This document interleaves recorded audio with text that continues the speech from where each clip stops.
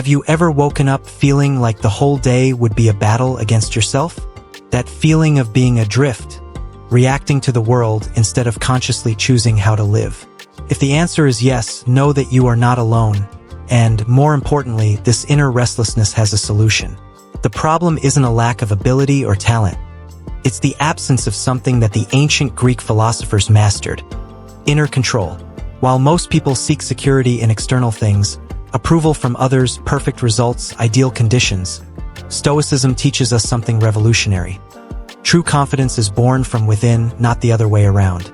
Imagine starting each day with clarity about who you are, discipline to move forward even when everything seems uncertain, and enough resilience to transform obstacles into stepping stones.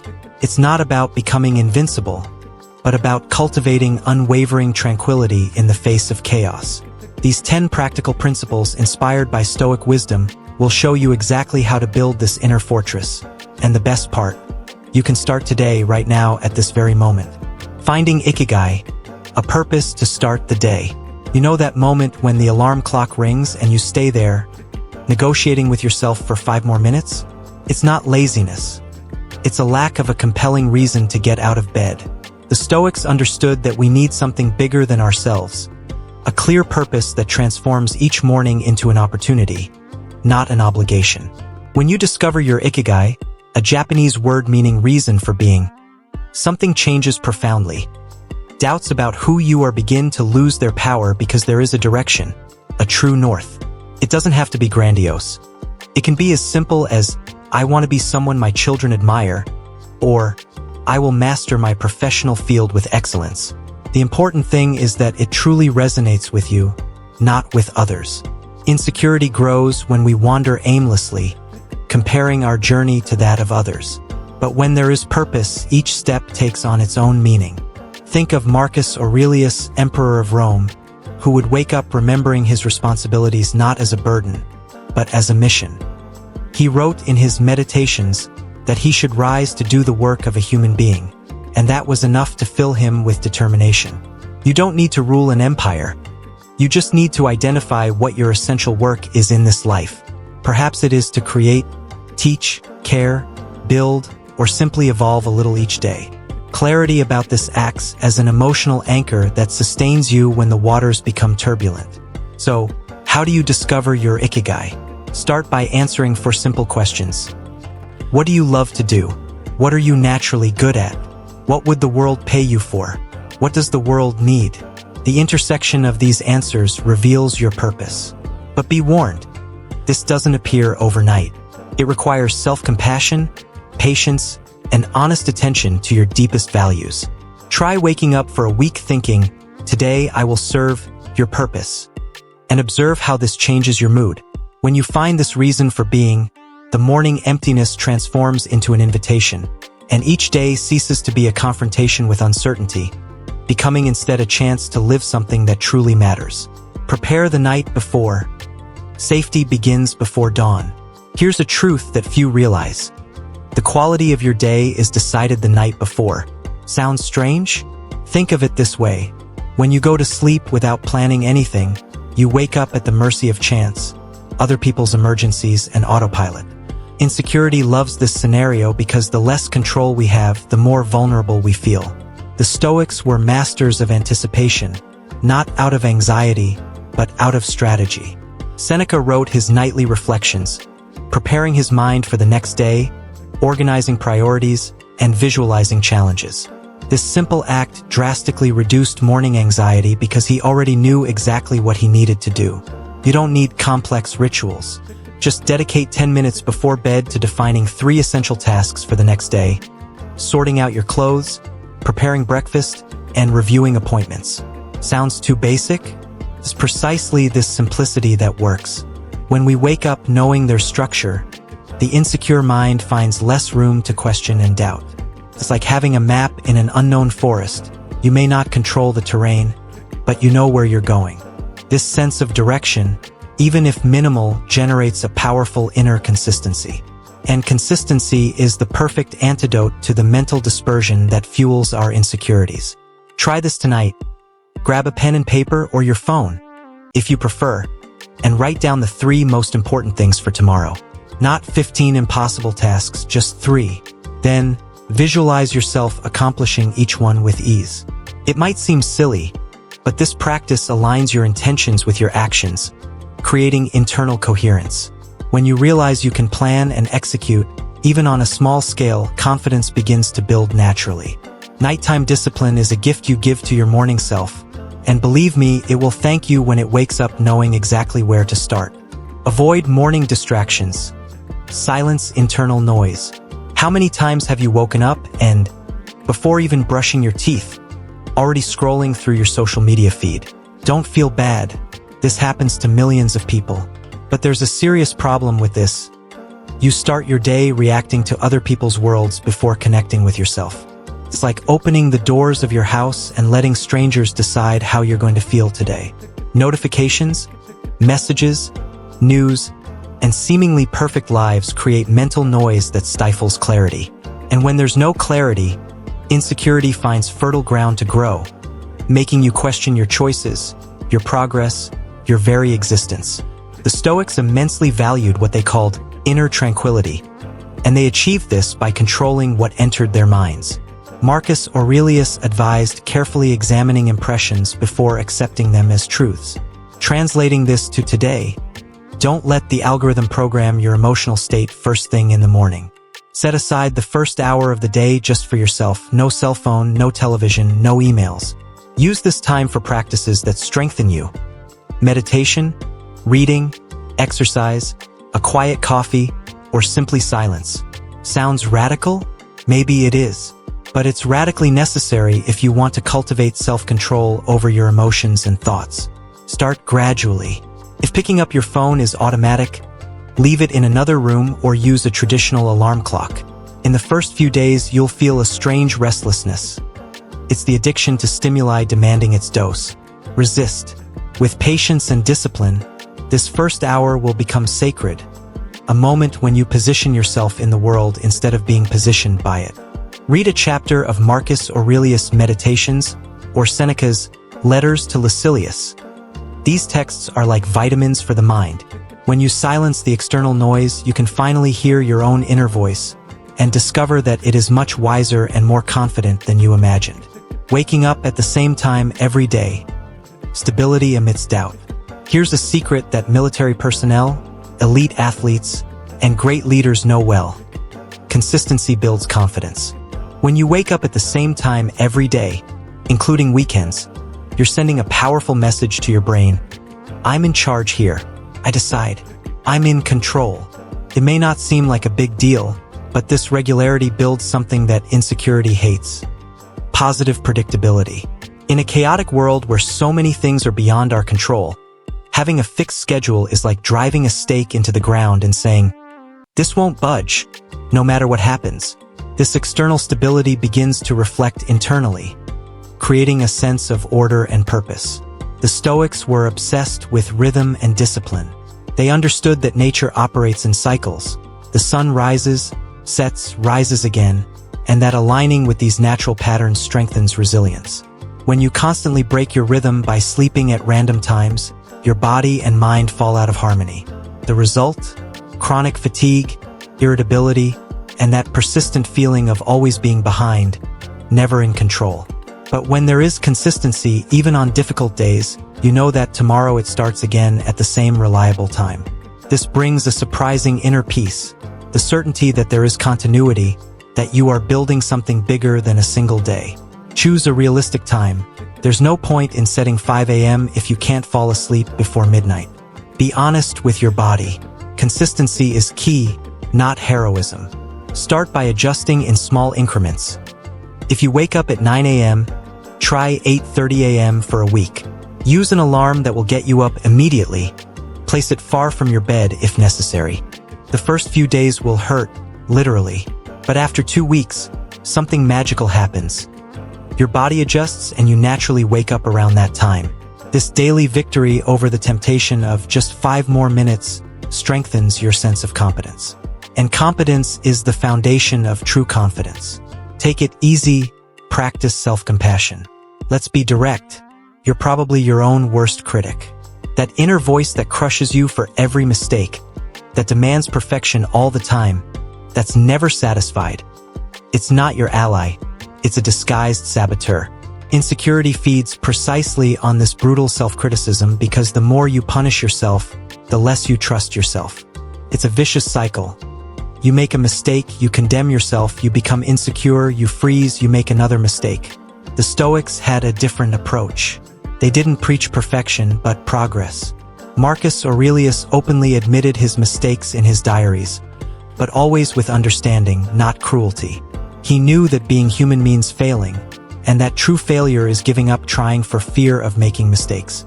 Self-compassion is not self-indulgence or an excuse for mediocrity. It's treating yourself with the same kindness you would treat a good friend facing difficulties. When something goes wrong, instead of thinking, "I'm a failure," ask yourself, "What can I learn here?" This subtle shift in perspective changes everything. Imagine you're learning a new language and you make pronunciation mistakes. If you beat yourself up over every failure, you'll develop a fear of speaking. But if you accept mistakes as a natural part of the process, you move forward with ease and, ironically, learn faster. The same applies to any area of life. Gratitude for your efforts, even when the results aren't perfect, cultivates genuine resilience. Practice talking to yourself in the third person when you make a mistake. Seriously, it works. Instead of, "I messed everything up," say your name. Your name.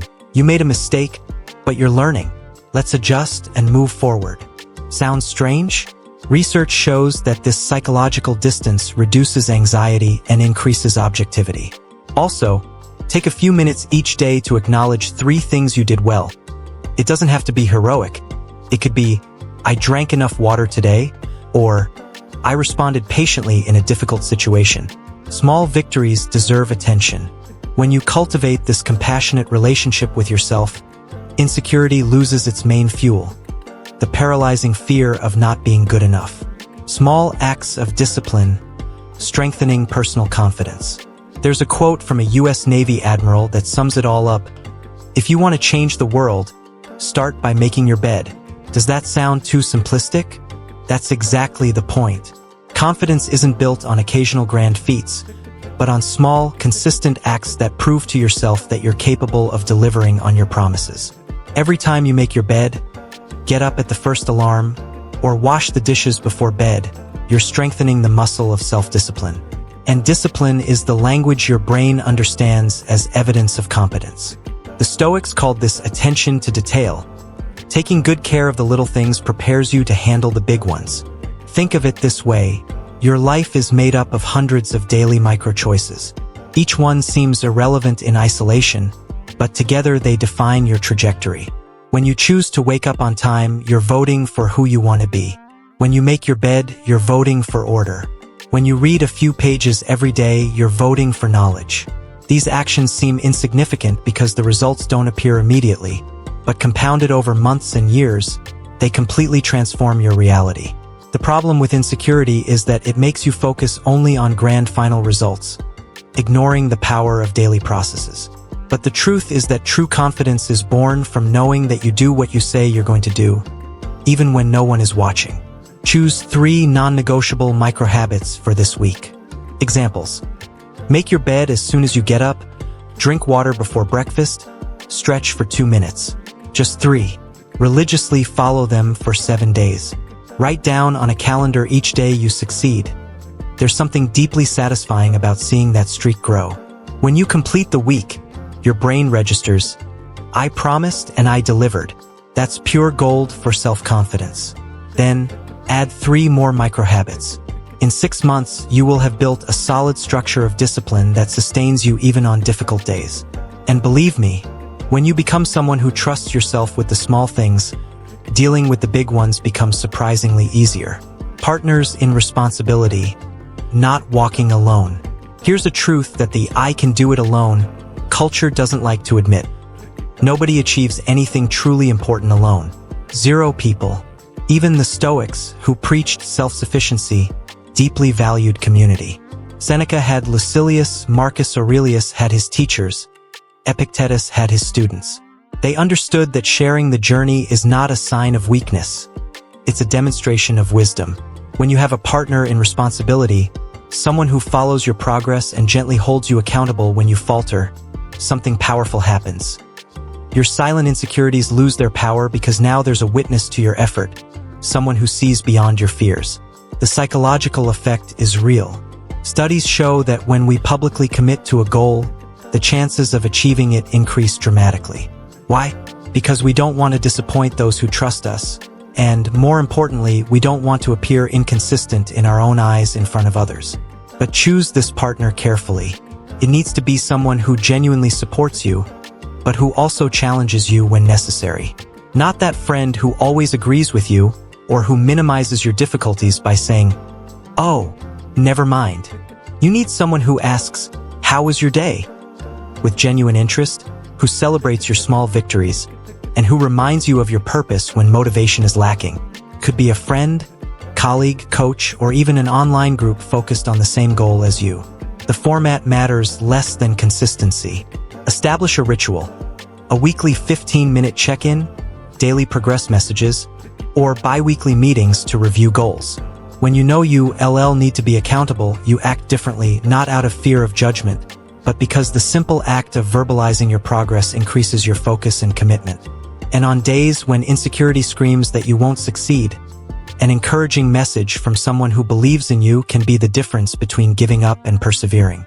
Resilience is built not only individually, but also in community. Memento mori. Appreciate the day that is in your hands. Memento mori. Remember that you will die. Sounds morbid? Maybe. But the Stoics didn't use that phrase to depress people. They used it to liberate them. When you truly absorb that your time is limited and unknown, something profound happens. Your priorities instantly rearrange themselves. That silly argument with someone you love loses importance. The fear of being judged diminishes. Procrastination becomes less appealing. Because if today were your last day, and, let's be honest, it could be, would you really spend your time anxious about what others think or paralyzed by uncertainty? Probably not. You would act. You would live. You would love. You would create. This awareness of mortality doesn't generate fear. It generates clarity. Marcus Aurelius constantly wrote about the brevity of life, not to become distressed, but to value each present moment. He knew that worrying excessively about the uncertain future or lamenting the immutable past was a waste of a precious resource, the present. Insecurity thrives when we project catastrophic future scenarios or dwell on past failures. But when anchored in the reality that this moment is all we truly have, the urgency to live with purpose overcomes the fear of making mistakes. It's paradoxical. Remembering death makes you live more fully. Practice this exercise daily. Upon waking, before getting out of bed, close your eyes and mentally repeat, "This could be my last day," not morbidly, but consciously. Then ask yourself, how do I want this day to be remembered? What mark do I want to leave? This simple practice eliminates the trivial and highlights the essential. You can even create a visual reminder. The Stoics wore rings with skulls. Renaissance artists painted still lives with hourglasses. Today, it could be a note on the mirror or an alarm on your cell phone at 6 p.m. that simply says, "Memento mori." When you live with this awareness of finitude, each day becomes too valuable an opportunity to be wasted on paralyzing insecurities. Negative visualization. Preparing without sabotaging yourself. There's a Stoic technique that, at first glance, seems contradictory, imagining the worst possible things happening. Seneca advised his students to periodically visualize the loss of possessions, health, or loved ones. Sounds pessimistic? Actually, it's strategically brilliant. When you dedicate time to imagining difficult scenarios in a controlled and conscious way, you're doing two powerful things. First, you reduce the fear of the unexpected because you've already mentally explored how you would deal with it. Second, you increase gratitude for what you have now. Insecurity feeds on the fear of the unknown, but when you illuminate that unknown through visualization, it loses its power to paralyze you. Attention! This is not anxious catastrophizing. The difference is crucial. Catastrophizing is obsessively ruminating on pointless fears, letting yourself be dragged down by emotion. Negative visualization is a deliberate practice with a clear objective: emotional preparation. Elite athletes do this constantly. They imagine adversities during competitions, injuries, mistakes, bad weather, and mentally rehearse how they will respond with resilience. When the unexpected actually happens, they don't panic because they have already lived it mentally. You can apply this to any area. Before an important presentation, visualize the worst-case scenarios: microphone breaks, forgets a key point, and mentally see yourself dealing with it calmly and with self-control. This builds genuine confidence. Try this weekly. Set aside 10 minutes for a negative visualization exercise. Think of something important to you: a relationship, your job, your health. Now imagine losing it. How would you feel? How would you rebuild? What would you learn? Don't wallow in sadness. Observe like a strategic thinker. Then, when you return to reality and realize it didn't happen, a wave of gratitude will wash over you. You'll see your present with new eyes, valuing what was previously invisible. And when real challenges arise, because they will, you won't be caught off guard. You'll be mentally prepared, emotionally resilient, and, ironically, more confident precisely because you're not afraid to face difficult possibilities. Ending with gratitude, reconciling with one's own path. The day is ending. Did you give your best? Probably not always. Did you make mistakes? Probably yes. But here's what matters: you tried. You showed up. You breathed, thought, acted, and persevered. And that, my friend, deserves recognition. The Stoics ended their days with a powerful exercise: the nightly review. Not to flagellate themselves for what went wrong, but to learn and cultivate gratitude for what was possible. Marcus Aurelius wrote reflections on his day in his Meditations. Not perfect accounts of an impeccable emperor, but honest notes from a human being struggling to live with integrity. He knew that self-compassion at the end of the day was essential to waking up with courage the next day.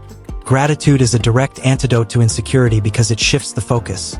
Instead of dwelling on what was lacking, on what could have been better, you highlight what worked, what existed, what had meaning. It's not about ignoring problems. It's about balancing the perspective. Think about it this way.